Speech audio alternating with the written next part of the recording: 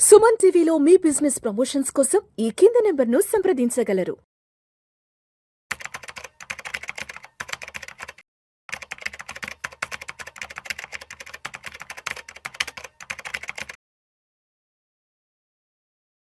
నమస్తే, welcome to Vishnu talks. నేను విష్ణు. ప్రస్తుతం నాతో పాటు Kautilya capital founder and trader Ashok Devanapriya garu ఉన్నారు. వారితో మాట్లాడదాం. అశోక్ దేవనప్రియ గారు, నమస్తే సార్. నమస్కారం sir. Welcome to Vishnu talks. Thank you very much for the invitation. Thank you sir. Thank you so much for being with Vishnu talks. Yes. So Ashok Devanapriya garu, ఈ వీడియోలో కాస్త డీటెయిల్డ్గా గోల్డ్ ప్రైసెస్ ర్యాలీ గురించి మాట్లాడుకుందాం. గత సంవత్సర కాలంగా గోల్డ్ ప్రైసెస్ అనేవి ఆల్మోస్ట్ ఒక 50% వరకు విపరీతమైన ర్యాలీ రావడం జరిగింది. సో దీనికి చాలా చాలా కారణాలు చెప్పుకున్నాం. వరల్డ్ వైడ్గా ఉన్న కొంత అన్సర్టనిటీస్, తర్వాత వార్స్ గురించి మాట్లాడుకున్నాం, తర్వాత సెంట్రల్ బ్యాంక్స్ అంతా పెద్ద ఎత్తున గోల్డ్ కొనుక్కున్నారంటూ కూడా మాట్లాడుకున్నాం. సరే, అక్కడ దాకా అంతా మనం చాలా డైరెక్ట్గా చూసాం. అయితే లాస్ట్ 1 month నుంచి మళ్ళా గోల్డ్ ప్రైసెస్ అనేవి చాలా ఫాల్ రావడం చూసాం. ప్రస్తుతానికి 1,55,000, 58,000 దగ్గర ఉంది. లాస్ట్ 1 month బ్యాక్ వరకు కూడా మనం 2 లక్షల వరకు కూడా గోల్డ్ ర్యాలీని చూసాము. ఎస్, ఇప్పుడు కొత్తగా అమెరికా ఇరాన్ యుద్ధం అంటున్నారు. ఎస్, అమెరికా కూడా ఇరాన్ మీద దాడి చేసేందుకు అంతా కూడా వాళ్ళ ప్రణాళిక రచిస్తున్నారు. కాబట్టి ఈ ఇంపాక్ట్ అనేది డెఫినెట్గా మన ఇండియన్ ఈక్విటీ మార్కెట్స్ మీద ఉంటుంది. కాబట్టి ఎస్, ఒకవేళ యుద్ధం కనుక అక్కడ కానీ జరిగితే ఇంకా గోల్డ్ ప్రైసెస్ ర్యాలీని ఇంకా ఎంతవరకు ఎక్స్పెక్ట్ చేయొచ్చు అంటారు అసలు? ఇప్పుడు ఫస్ట్ అండ్ ఫార్మోస్ట్ థింగ్ మనం ఏం చూడాలంటే, ఈ గోల్డ్ ఒక అండర్లయింగ్ ప్రొఫైల్ అర్థం చేసుకోవాలి. ప్రపంచంలో దాదాపు 3 లక్షల టన్నుల బంగారం ఉంది. దాంట్లో 2 లక్షల టన్నుల బంగారం భూమికి పైన ఉంది, 1 లక్ష టన్నులు భూమికి కింద ఉంది. సో గత 5,000 సంవత్సరాలలో, మేబీ 10,000 సంవత్సరాలలో 66% ఆఫ్ వరల్డ్ గోల్డ్ బయట తీసేసాం. ఓకే, దాంట్లో మీకు తెలిసినట్టు 25,000 టన్నులు మన ఇండియన్ లేడీస్ దగ్గరే ఉంది. బంగారం ఎలా ఉంటుందంటే, సాధారణంగా ప్రపంచవ్యాప్తంగా చరిత్రలో బంగారంని ఎక్కువ ప్రజలు నమ్ముకున్నారు. ఎందుకంటే కరెన్సీ మీద నమ్మకం లేకుండా. లాస్ట్ 300 to 500 ఇయర్స్లో దాదాపు 150 కరెన్సీలు చనిపోయినాయంటే they disappeared. So gold is always a proven assets. కానీ గోల్డ్ ఎప్పుడు పైకి వెళ్తుందంటే 3 కారణాలు. ఒకటి, it should be a war episode. ఎప్పుడైనా ఎక్కడైనా ప్రపంచ దేశాలు యుద్ధాలు జరిగితే ఆ ఒక యుద్ధం ఒక కారణం వల్ల, భయం వల్ల ఆటోమేటిక్గా జనాలు ఈక్విటీ నుంచి గోల్డ్ షిఫ్ట్ అయిపోతారు. సో ఈక్విటీ మార్కెట్స్ లో ఉన్న డబ్బును తీసుకెళ్లి ఆ గోల్డ్ ఇన్వెస్ట్మెంట్స్ లోకి డైవర్ట్ పెట్టేస్తారు. 2, ఫియర్. భవిష్యత్తు మీద మీకు నమ్మకం తగ్గినప్పుడు మళ్ళీ ఈక్విటీ నుంచి గోల్డ్కి ఆటోమేటిక్గా ఇన్వెస్ట్మెంట్ మూవ్ అయిపోతుంది. 3వది అన్సర్టనిటీ. War, fear, uncertainty. అంటే రేపు ఏం జరుగుతుందో తెలీదు మనకి. అది ఇంకో భయం సృష్టిస్తుంది. నార్మల్ భయం ఒకటి, ఆ అన్సర్టనిటీ నుంచి వచ్చే ఇంకో భయం. ఇవన్నీ కలిపి టోటల్ మార్కెట్ ఫండ్స్ని అసెట్లో మూవ్ అవుతూ ఉంటాయి. ఈ రోజుకి total value of gold is around $30 trillion. World's biggest company ఏది? Nvidia. It's only $5 trillion. So gold is 6 times bigger than the most biggest company in the world. So ఈ 3 కారణాల వల్ల గోల్డ్లో క్యాష్ ఇన్ఫ్లో విపరీతంగా పెరుగుతుంది. అది ఒక పాయింట్. రెండోది, ఇంకో చాలా ముఖ్యమైన విషయం ఏంటంటే, gold historical has driven around 10 to 12% CAGR. దానికి ఎక్కువ ఇవ్వలేదు. ఓకే, ఆఫ్టర్ మోడర్న్ వరల్డ్ మీకు ఆల్టర్నేటివ్ సోర్సెస్ ఆఫ్ ఇన్వెస్ట్మెంట్స్ వచ్చాయి. Mutual funds, equities, FDs, AF, PMS, global investing, ఇవన్నీ మీకు ఆప్షన్స్ వచ్చాయి. గతంలో ఒట్టి గోల్డే ఉండేది investment option. And then the biggest of all is real estate.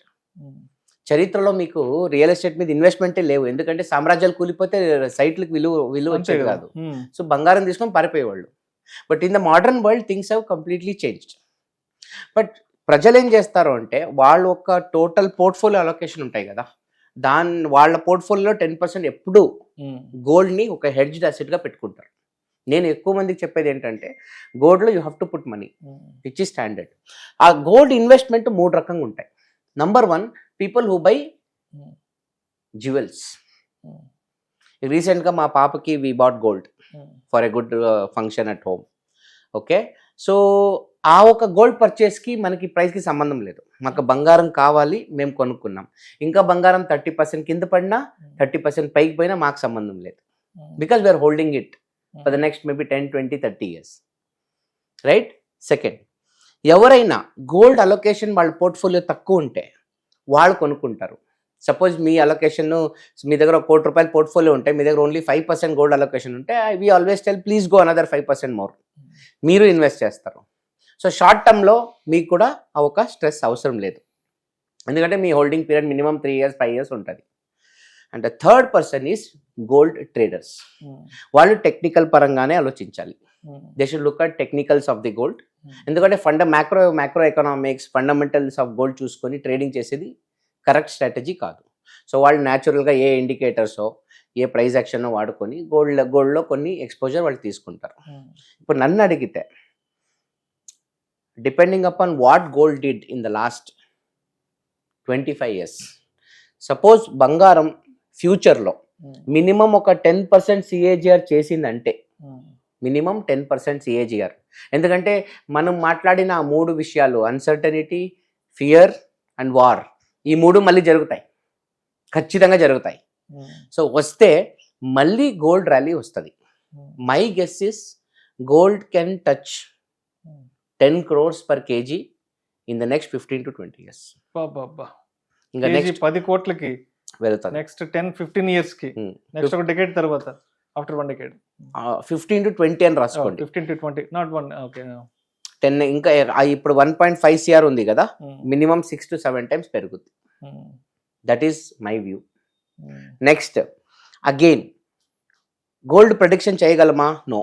It entirely depends on how the world treats. ఇప్పుడు for example last 6 quarters మీరు చూస్తే ఈక్విటీ మార్కెట్ ఏమీ డబ్బులు ఇవ్వలేదు. It's all completely dry. One quarter bull, 1 quarter bear, 1 quarter bull, 1 quarter bear, ఇలాంటి ఒక behaviour last 6 quarters ఇచ్చింది. దాదాపు 18 నెలలు అయింది. సో ఇలాంటి సన్నివేశంలో న్యాచురల్లీ గోల్డ్ మీద ఒక ఇంట్రెస్ట్ పెరుగుద్ది. కానీ ఇప్పుడు ఏమైనా ఫర్ ఎగ్జాంపుల్ మన సెన్సెక్స్ లైఫ్ టైం హై ఉంది కదా, 85, 86,000 లెవెల్స్ ఉన్నాయి కదా, దాన్ని క్రాస్ కొట్టి మార్కెట్ ఏమైనా 1 lakh లెవెల్ సైడ్ మూవ్ అయితే దెన్ గోల్డ్ మీద ప్రెషర్ తగ్గుతుంది, ఆటోమేటిక్గా డబ్బులు ఈక్విటీకి వచ్చేస్తాయి. So this is my view from market stand point. Okay, so ఇప్పుడు అంటే ఇప్పుడైతే లాస్ట్ 1 monthగా మనం 24 carats 10 grams మనం ఆల్మోస్ట్ ఒక 2 లక్షల వరకు టచ్ చేయాలో చూసాం. లాస్ట్ జస్ట్ బిఫోర్ బడ్జెట్ వరకు కూడా లాస్ట్ జనవరి కూడా చూసాము. సో ఇప్పుడు ఈ 2026 చివరి నాటికి, దిస్ 2026 ఎండింగ్కి 24 carats 10 grams ఎంత అయ్యే అవకాశం ఉంది? ఎందుకంటే ఇప్పుడు ప్రజెంట్ అయితే లైవ్ మార్కెట్లో 1,60,000 దగ్గర ట్రేడ్ అవుతుంది. సో నెక్స్ట్ 11 monthsకి ఎంతవరకు ఎక్స్పెక్ట్ చేయొచ్చు అంటారు? అంత యాక్యురేట్గా ప్రెడిక్ట్ చేయడం అంత ఈజీ కాదు. ఎందుకంటే it depends on where money will move, where big money, institutional fund ఎలా మూవ్ అవుతుంది అనే ఒక పారామీటర్ మీద ఇది డిపెండ్ అయి ఉంటుంది. నేను చెప్పినట్టు for example equity market rally వస్తే మీరు చెప్పే 2 lakhs రాదు. మళ్ళీ ఇన్ కేస్ ఏమైనా ఇంకా నెక్స్ట్ 4 quarters ఏమైనా మార్కెట్ మీద ప్రెషర్ పడి, ఓకే, ఇప్పుడు Nifty PE is around 22, which is considered to be not costly. America PE 27, 28 ఉంది ఇప్పుడు. ఓకే, సో అందువల్ల we have to see that particular part. Gold is a reaction, gold will not drive. Just reaction. ఇక్కడ market reaction పైన gold ఒక rally depend అవుతుంది. మనం ఇక్కడ చూడాలి, గోల్డ్ మనం చూడకూడదు. అక్కడ మనకి ఫండమెంటల్స్ ఏమీ కనపడదు. It is just a metal, it is not a company. గోల్డ్కి బ్యాలెన్స్ షీట్ లేదు కదా, గోల్డ్కి ప్రాఫిట్ లాస్ స్టేట్మెంట్ లేదు కదా. సో మనం ఇక్కడ చూడాలి. ఇక్కడ ఏమైనా మార్కెట్ ఇక్కడి నుంచి ర్యాలీ వస్తే, so here the big boss and the supreme is the market. Market is the supreme one. Correct. Okay, ఇక్కడే ప్రెషర్ వస్తే అక్కడ ర్యాలీ వస్తుంది, ఇక్కడ కంఫర్ట్ ఉంటే అక్కడ ఆటోమేటిక్ గా డిమాండ్ తగ్గిపోతుంది. Ultimately it's all demand supply only, nothing else. So we should see about only the market rally only. అంతే. Okay, yes. సో మొత్తానికి కంక్లూషన్గా అండ్ గోల్డ్ ఇన్వెస్ట్మెంట్స్ చేద్దాం అనుకున్న వాళ్ళకి ఏం చెప్తారు? ఎందుకంటే లాస్ట్ 1 month బ్యాక్ వరకు ఉన్న ర్యాలీని చూసి చాలా మంది ఏం చేశారంటే ఎస్ గోల్డ్ పెరిగిపోతుంది అని చెప్పేసి ఈక్విటీ మార్కెట్స్లో ఉన్న ఇన్వెస్ట్మెంట్స్ డబ్బంతా తెచ్చేసి గోల్డ్ కొనేశారు. తర్వాత ఆ మ్యూచువల్ ఫండ్స్లో ఉన్న డబ్బులు మొత్తం విత్డ్రాలు రిడెంప్షన్ కొనేసేసారు. ఇంకొంతమంది ఏం చేశారంటే ఇంట్లో ఉన్న పాత బంగారం తీసుకెళ్లి బ్యాంకులో తాకట్టు పెట్టేసి ఆ డబ్బుతో మళ్ళీ కొత్త బంగారం ఉన్నారు. ఇంకొంతమంది ఏం చేశారంటే ఏమైనా ఊరి దగ్గర ఏమైనా స్థలమో పొలమో అమ్మేసేసి ఎస్ గోల్డ్లో కొనేద్దామని చెప్పేసి లాస్ట్ 1 month వరకు ఇలాంటి పర్సెప్షన్లో ఉన్నారు. కాబట్టి ఎస్ గోల్డ్ ర్యాలీని చూసి ఆల్రెడీ ఉన్న ఎగ్జిస్టింగ్ ఇన్వెస్ట్మెంట్స్ డబ్బు తీసుకొచ్చేసి గోల్డ్ కొనడం అనేది ఎంతవరకు కరెక్ట్ అంటారు ఈ పర్సెప్షన్? నన్ను పర్సనల్గా అడిగితే గోల్డ్ ఒక హిస్టారిక్ బిహేవియర్ చెప్పేసాం already. It can only go 10 to 12% CAGR. దానికి పైన గోల్డ్ హిస్టారికల్ పర్ఫార్మెన్స్ ప్రోడక్ట్ కాదు. Gold is not a hedging product. It is not a rally product. Okay, so వీళ్ళు ఎవరైనా ఆస్తులు అమ్మడం లేదా ఇంకేదో మ్యూచువల్ ఫండ్ అమ్మి ఆ డబ్బు తెచ్చి గోల్డ్లో పెట్టడం is not a right approach or strategy అంటున్నాను. ఎందుకంటే 12% CAGR కొట్టే ఒక ప్రోడక్ట్ ఇప్పుడు సడన్గా 50% 60% పెరిగిందంటే విచ్ మీన్స్ 4 ఏళ్లలో వచ్చే ర్యాలీ ఆల్రెడీ వచ్చేసింది కదా. So what if the rally is already over? అప్పుడేం చేస్తారు? షేర్ బజార్లో ఒక మాట ఉంది, bulls make money, bears make money, pigs get slaughtered అని.